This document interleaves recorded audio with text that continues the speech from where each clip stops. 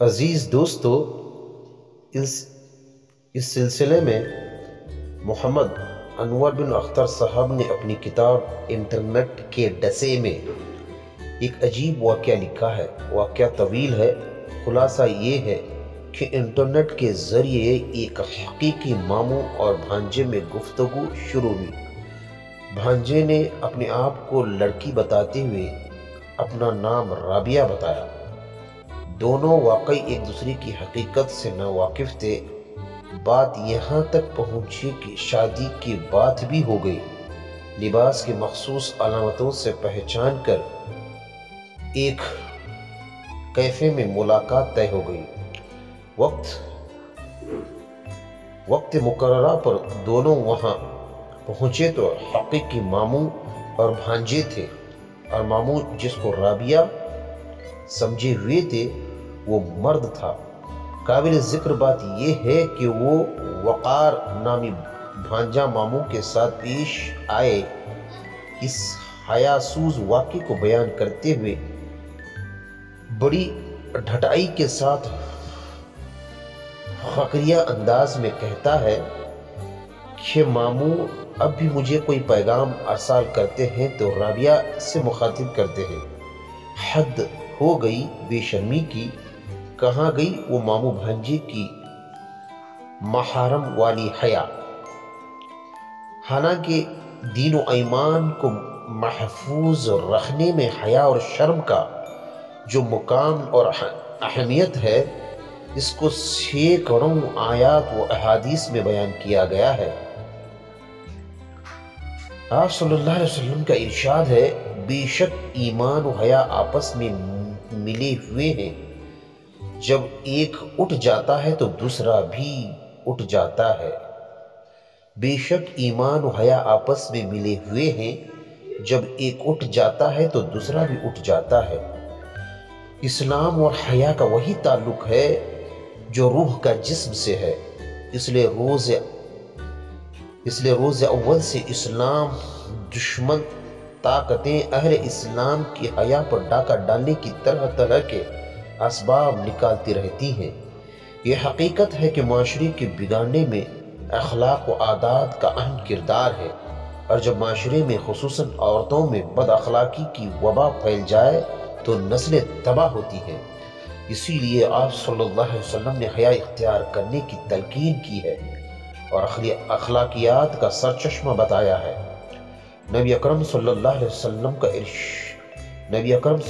وسلم کا فرمان عالی ہے، ہر دین کا ایک خلق ہوتا ہے اور اسلام کا خلق حیا ہے۔ ہر دین کا ایک خلق ہوتا ہے اور اسلام کا خلق حیا ہے۔ عزیز دوستو، انٹرنیٹ پر وقت کی بربادی اب کوئی ڈھکی چھپی بات نہیں رہ گئی، یہ تو آنکھوں کے سامنے ایک حقیقت ہے۔ اب بے مقصد سوشل میڈیا اور انٹرنیٹ پر گھومنے کی سرفنگ سڑکوں پر آوارہ گردی قرار دیا جا چکا ہے۔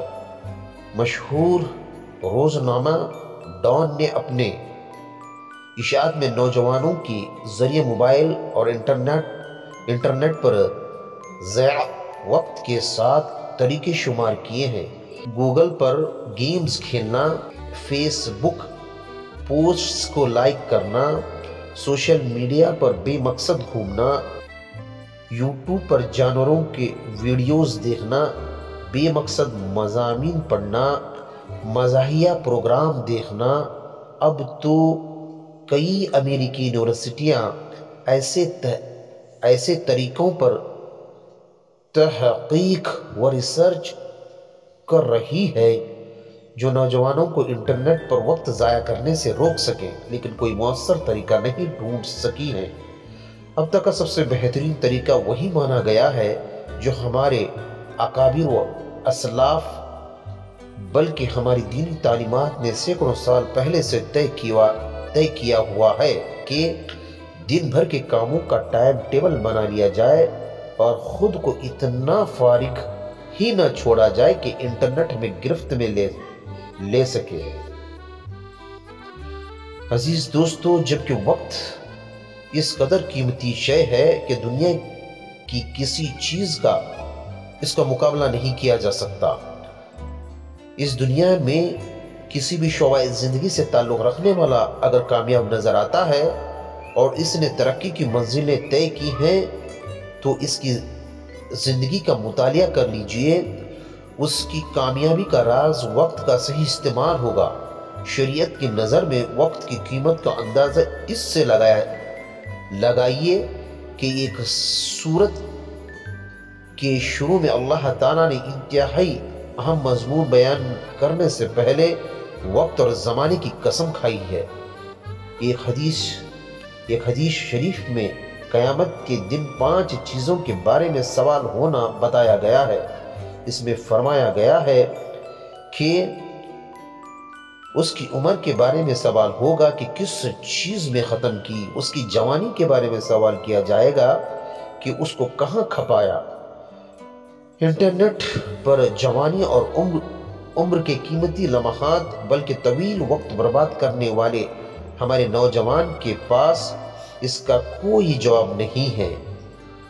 وہ بڑے دھوکے میں پڑے ہوئے ہیں اور ایک بے مقصد اور لائنی چیز میں صحت اور وقت جیسی عظیم نعمتوں کو ضائع کر رہے ہیں۔ حدیث شریف میں ہے 2 نعمتیں ایسی ہیں کہ جن کے بارے میں بہت سے لوگ خسارے اور فریب میں ہیں۔ وہ 2 نعمتیں صحت اور فراغت ہیں۔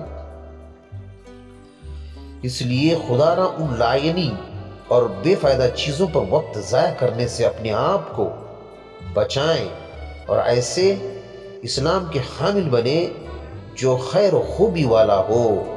حدیث نبوی ہے انسان کے اسلام کی خوبی یہ ہے کہ وہ بے فائدہ چیزوں کو چھوڑ دے۔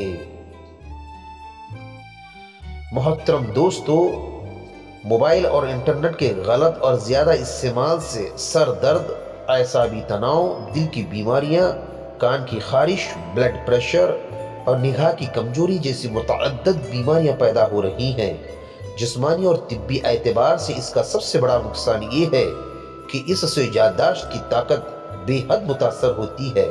سویڈن کے 2008 میں ہونے والے ایک تحقیق کے مطابق موبائل کا کثرت سے استعمال کانوں کے قریب کینسر کے پھوڑے بننے کے امکانات کئی گنا بڑھا دیتا ہے۔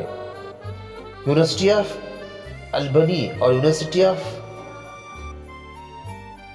پیٹسبرگ کے شعبہ کینسر کے سربراہان امریکی ایوان نمائندگان کی قائمہ کمیٹی کو موبائل فون کے نقصانات سے آگاہ کرتے ہوئے تجویز دے چکے ہیں کہ موبائل کے نقصانات کی اتنی ہی تشہیر کی جانی چاہیے جتنی سگریٹ نوشی کے نقصانات کی تشہیر کی جاتی ہے۔ عزیز دوستو، انٹرنیٹ کی ایک بہت بڑی خرابی یہ ہے صحیح و غلط باتوں کی اشاعت یکساں طور پر کی جاتی ہے۔ یہ زحمت گوارا نہیں کی جاتی کہ آنے والی خبر کی تحقیق کر لی جائے، بلکہ اب تو کسی خبر کو کمزور کرنے کے لیے اتنا کہہ دینا کافی ہوتا ہے کہ یہ واٹس ایپ کی خبر ہے۔ پھر بھی بے سروپا خبروں کو آگے بڑھانے کے مقابلہ آرائی ہوتی ہے کہ کون پہلے شیئر کر لے، حالانکہ شریعت کی واضح ہدایت ہے کہ کسی بھی آنے والی خبر کی تحقیق ہونی چاہیے، مبادا کشی فتنے میں ابتلا نہ ہو جائے، اور شریعت ہر سنی سنائی بات بیان کرنے والے کو جھوٹا بھی قرار دیتی ہے۔ آج کل انٹرنیٹ فریب و دھوکہ دہی کا اتنا بڑا ذریعہ بن چکا ہے کہ قانون نافذ کرنے والی ایجنسیوں کو اس پر قابو پانا مشکل ہو رہا ہے۔ ہیکرز اپنی مہارت سے کسی کے کھاتے سے خطیر رقمیں غائب کر دیتے ہیں، دھوکہ دے کر بذریعہ فون کال پاسورڈ وغیرہ معلوم کر لیتے ہیں۔ کسی بھی ذاتی اور پوشیدہ معلومات حاصل کر کے ان کے بیجا استعمال کرتے ہیں۔ ان کے معلومات کے ذریعے لوگوں کو ذلیل و رسوا کیا جاتا ہے۔ انٹرنیٹ اس وقت دنیا میں جوا اور سٹے کا سب سے بڑا مرکز اور بازار بنا ہوا ہے۔ طرح طرح کے کھیلوں میں بازی لگانا اور سینکڑوں قسم کے سٹے انٹرنیٹ پر متعارف ہیں۔ اس کے لیے الگ سے ویب سائٹ بنائی جاتی ہیں۔ اس کا بڑا افسوسناک پہلو یہ ہے کہ اب تک روایتی جوئے خانوں میں جانے والے لوگ برے سمجھے جاتے تھے۔ شریف گھرانوں کے افراد وہاں جانے سے شرماتے تھے، لیکن اب کسی بھی شخص کو ان روایتی جوئے خانوں میں جانے کی ضرورت نہیں ہے۔ اب بڑے بڑے شریف سمجھنے والے لوگ گھر بیٹھے باعزت طریقے سے جوا کھیل رہے ہیں۔ کئی باحیثیت گھرانوں کی اس لت میں لگ کر دیوالیہ ہونے کی خبریں گشت کرتی رہتی ہیں، جبکہ جو ایک گندا اور شیطانی عمل ہے۔ عزیز دوستو اور پیارے طلبہ و طالبات، خلاصہ یہ ہے کہ موبائل اور انٹرنیٹ کے نقصانات فوائد سے کم نہیں، اس لیے اس کے استعمال میں احتیاط نہایت ضروری ہے۔ اس کا صحیح استعمال نہ ہو تو مال و دولت، عزت و آبرو، صحت اور شرم و حیا، ہر چیز کی تباہی ہے۔ اللہ حافظ۔